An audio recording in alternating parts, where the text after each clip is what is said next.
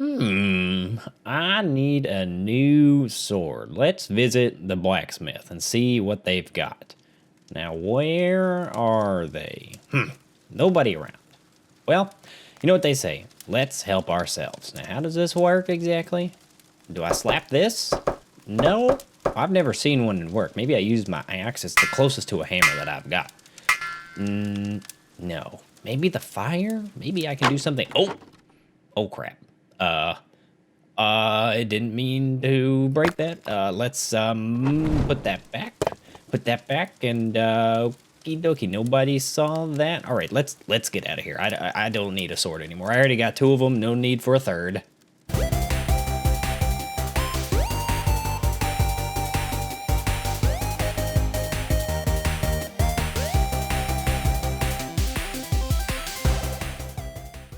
Hey there, Brewberries, what's up, and welcome to another episode on the Hardcore World.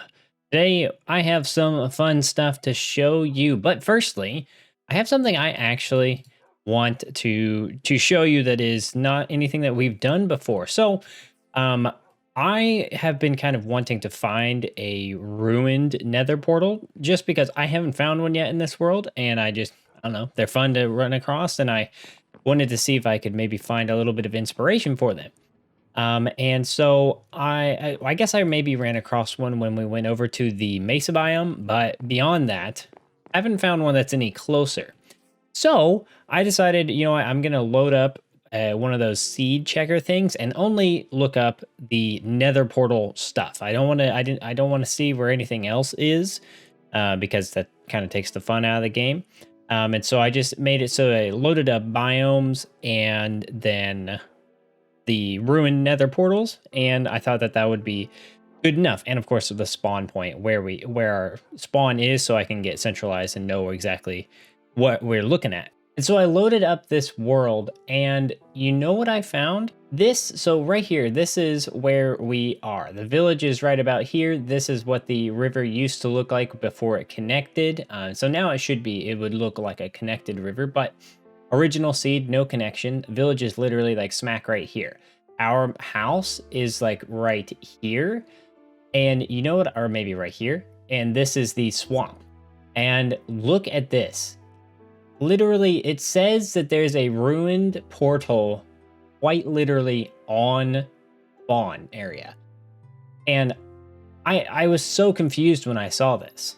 So I came over here and I started wandering around, like kind of like, okay, maybe it's in the water. Is it in the water? No, it's not. There's nothing here in the water. And so I started wandering around, and then I thought, okay, you know what? Let's go back, we'll check, and it said that it was located at Y248, negative 248, and 248.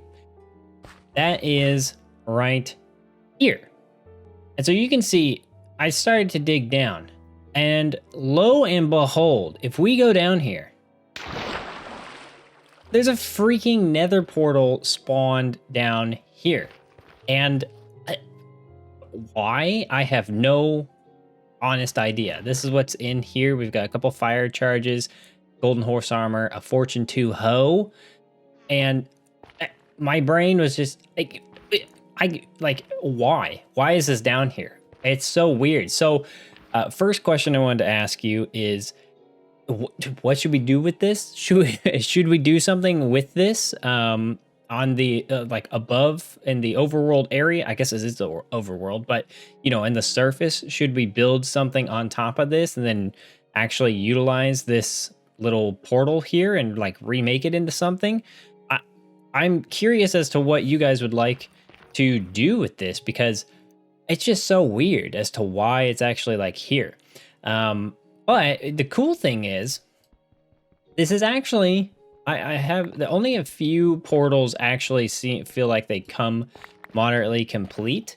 And this one, I think actually, yeah, so this one actually comes complete in a sense to where you're missing that one. But with a little flint and steel, you can simply just light it. That this would actually work. Like, I can see how this could be a nice tutorial one. You know, I was told something kind of interesting the other day, is that like some people will name their nether portals things like as if they're going to a new place or something, or say like I don't know, like this won't work, but say like let's go to Valheim or something like that, where they name it and then they actually wherever the place they're going, it's like they name the portal and then they do kind of like cuts so that you don't show the nether transportation. And so it's like as if they are actually portaling over and it's more for video content and stuff.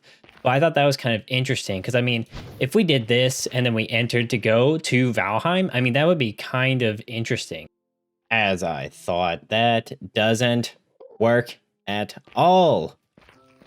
Ugh, what a sad disappointment. I was looking forward to playing Valheim today. Oh well, that doesn't need to work because, as you probably have guessed, that was purely just to be able to do the intro for the DragonForge series that has started. If you haven't checked that out, definitely do check that out. I didn't include the full clip in it, but the main theme of it was still there because it was fun to do. Now, what are we actually doing today, all nonsense aside? Well, we're going to be working up here. We're going to get this whole area figured out. I want to start working on the blacksmith area. And I think there's going to be a lot of time-lapse stuff in this. So I am currently a bit sick, as if you've watched DragonForge, you would know. If I don't think have mentioned it in Valheim, but if you've watched any recent video, you may have heard me say that I'm getting sick.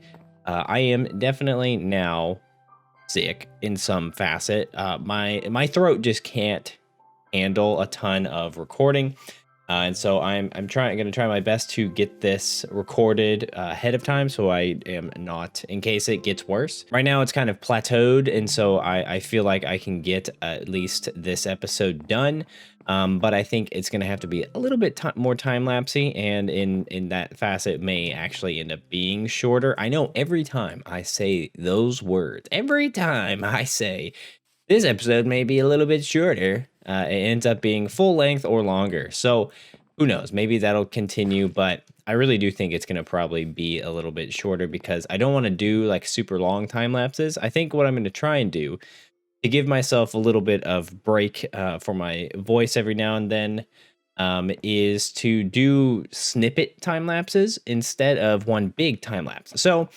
firstly, what we need to do is gather resources because we're out of dirt.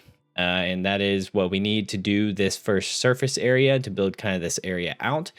We need to gather up some stone. We have a moderately decent amount of stone, but we need to get some stone so that we can build up this cliffside here. Thankfully, it is not that big, and it's really not that big of a deal to be doing. So we're going to build this up, and then we are going to go ahead, do a bit of this landscapey stuff. I may do this, I don't know. I don't know how much of the cliff stuff I actually want to get done for the episode, or if I just want to focus on the blacksmith stuff. But let's go ahead and get into some resource gathering, and then we can start getting into the laying out of the cliffs.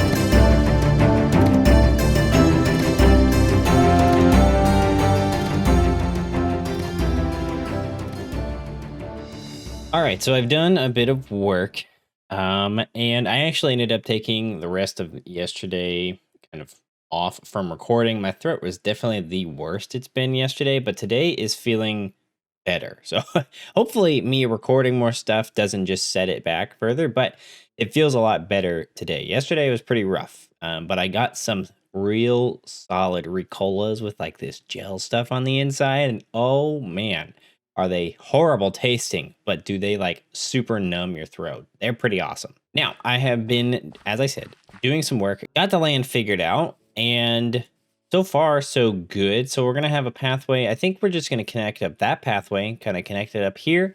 And then it's going to run right here. This is going to be kind of where it goes. Going to put a tree right here, and then we're going to have two buildings that are going to be the blacksmith sort of buildings. I'm thinking this is going to be kind of the shop area with a house on top. And then this is going to be kind of the workspace area, if that makes sense. So it's going to be like predominantly a shop showcase room area here for this house, and then living space on the second floor. And then this one may have have a sort of workspace, because we're going to have an outdoor workspace here. We're going to have a forge right there, and then any other forge-based materials here. This is going to be kind of like a covered awning area, so still kind of outdoor workspace. And then there's going to be some workspace area here, because I don't imagine like all workspace needs to be outdoor. So we'll have kind of a forge with maybe a door like right here or something that leads into an interior workspace with another living space up above. Then maybe we'll have some little porches or something on the side. What I want to use for a block palette for this is actually going to be a little bit different than what we've used before. So we're going to still be very much villager based housing, but we are going to be using, do we have an example that we can pull from an old villager house? I don't think so. I think I destroyed them all. But we're going to be using white terracotta like this. So we're going to be doing this for the majority of the second story. And I think because from back here, you're going to be able to see both houses very well. And I think it's going to add like a nice aesthetic to them being a little bit more developed in terms of houses. Like I think they're going to be the most, out of all villagers, they will be the most handy and being able to use the old structures. And so the predominant build palette for them is going to actually be old structure stuff that they've kind of reworked into their living space. And so it's going to be predominantly stone, brick, stone, and then a little bit of cobblestone thrown in. But unlike these houses that are predominantly cobblestone, these are going to be predominantly the sort of old civilization structure. I still need to go through. Let me know. Do you like that or not? Just yes or no, because I can't decide if I like it or if I just don't want it to be a thing. Because personally, the more I look at this and the more I see like not having texture variation, the more I'm like, you know, if we had a stone wall option, like just regular old smooth regular stone, sure, I would actually be totally on board with texture variation. But I don't necessarily think we need to do that for this big of a build. I don't think texture variation is going to necessarily need to be a thing. So let me know what your thoughts are on this texture variation, because I think I'm going to go through and get rid of all of the diorite. And then only do texture variation of like mossy stuff up at the bottom and a little bit of cracked at the bottom maybe. And maybe I'll throw some cracked bricks throughout it, but I don't think I need to add in stone. I don't think that's necessary. But anyway, so that is what we have going. You can see Cliffside is, I mean, moderately done. I need to flatten this out a bit. And so interesting thing here as well. Well, firstly, up here, we're going to have the pathway connects up and then connects up to that cave that will then lead all the way up to the aqueduct sort of area where the villager breeder is. And so that actually, this makes it so this is all going to be fully connected up all the way up there. And we could even make like a little watchtower up here. And I think that'll be good. But interestingly enough, so back here, what we're going to do, get rid of some of this. Wow, there's a zombie somewhere. I'm going to kind of curve this path around this way. And then I think I may actually make kind of some fisherman huts here and then maybe a little bit of a mine potentially, unless this cave does not go very far. Okay, it doesn't go very far. So maybe we do some sort of like bear den or something, or like some animal cave. I think that could be kind of interesting, or like outcast, like low poverty level type of living situation where somebody is just kind of moved in here. Maybe if we can get a nitwit, let's move a nitwit in here, because I think that'll work wonderfully, because nitwits deserve to live in caves because they're not worth really anything. And then I think I'm going to cover all of this up. Don't really see the need in having this available to the villagers to fall in, because eventually we do want to get the villagers moved in and actually have this be a functioning village. And so, yeah, I think that's going to be very nice. So with all of that said, let's go ahead and jump back into a time lapse, and maybe I'll speak a little bit more on the end vision of both this area, and then potentially we'll get into the end vision of this town, because I've been developing some lore for it. because I think it's a fun thing to include lore, and this world definitely deserves it because I am absolutely loving everything that we're doing here. So let's jump in, and I'll get to speaking with you on all of that.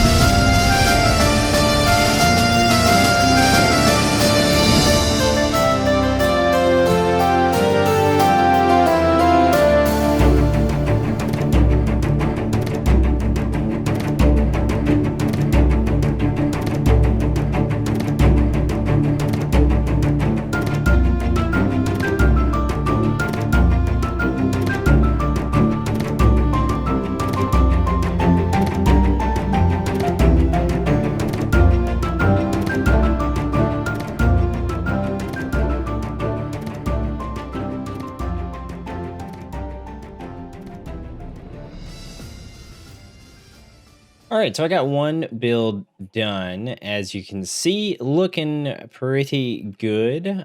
This side is actually probably the most boring of sides to look at.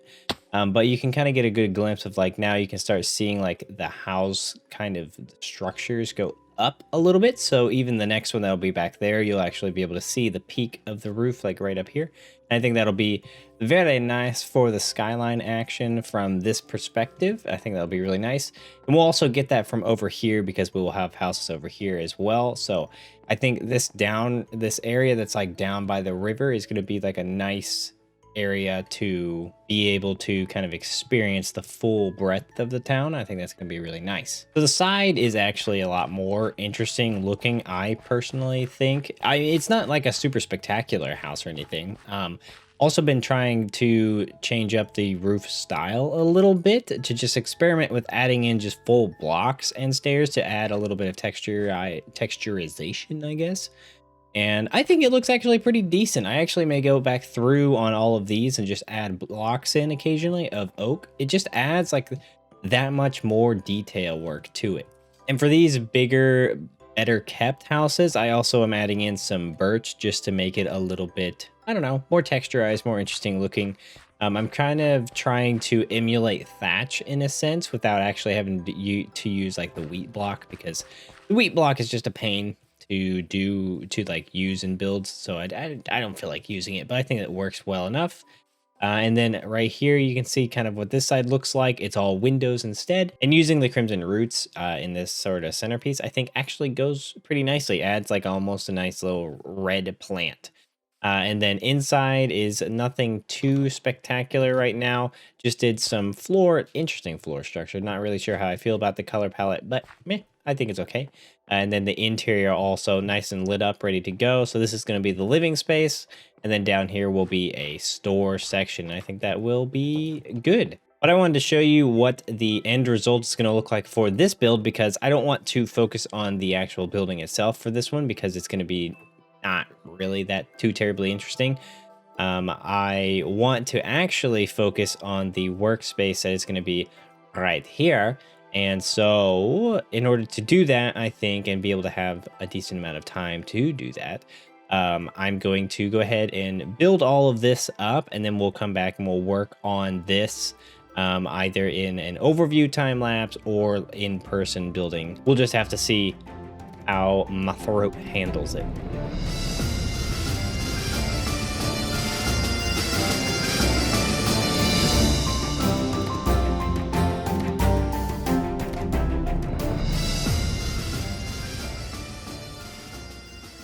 All right, so I ended up doing pretty much all the building. I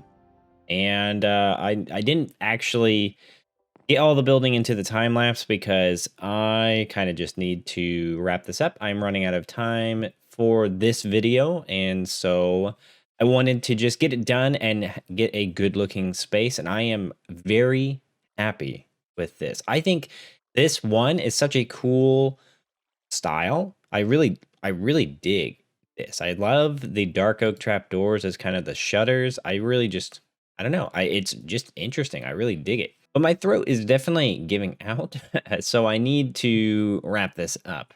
Now I have done a bit more. I haven't done any interiors, but we got this house done, and I've done some work on the bottom, adding some stone along the sort of foundational area. I think that looks really nice.